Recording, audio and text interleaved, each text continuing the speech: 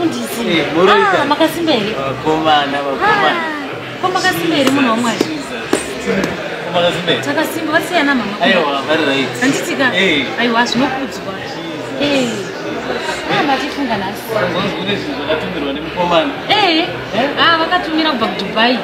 Zvakauya. Jesus. Zvakanaka. Mwari vakatitira zvakanaka kana this time mufundisi. Vakatumira from Dubai mufunge zvinhu. Mufundisi. TV ndenyu kuti. Zvese. Mwari vakanaka.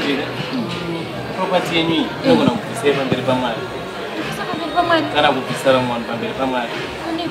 So these coaches masofa anofanira kumbouya kuchechi agare nemaoverseas kuti mublesswe. Kumboya kuchechi? Kuti mublesswe. Kana uya kuchechi mufundisi mukuru munosara muine. Aiwa, anongouya just for a while kumbogara nemafundisi oiswa kumberi. Because maropafadzwa naMwari munofanira kutenda Mwari. And the other thing is musanyanya kujairira nekuti zvinhu zvakanaka ndezvenyika kukwikwidzana nenyika. Aiwa kamufundisi pane zvinonzi pano pasi ndo patinofanira kutodya. Patinofanira kurarama upenyu hwakanaka. Andinoona manje pano pasi ndo patinofanira kudya. Atiyo prosperity here inoparidzwa kuti manje chinonetsa munhu azoziva kuti kudya anofunga kuti kushamisira. Andinoona kuona TV yenyu kuona TV yenyu very TV but TV dzenyika idzi mukukwikwidzana nenyika. Zvinhu zvamunoita munyika izvi.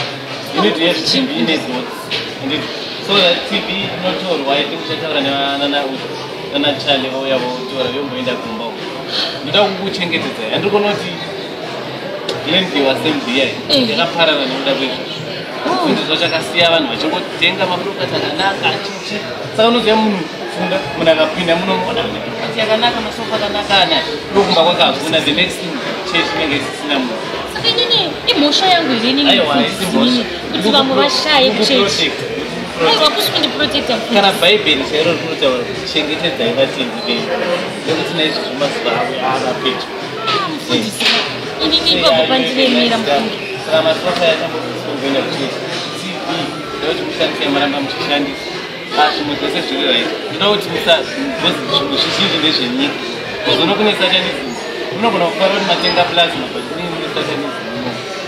Atione kwisatanism. Aripo machannels anobuda zvechechi. Kana. Mufundisi pari kundiremera ndikwanise kuuya nemasofa kuchechi. We need to read the Bible and pray. Tichaverenga Bhaibheri handiti tonamata. Musabatikane ndikuchengetedza sangano.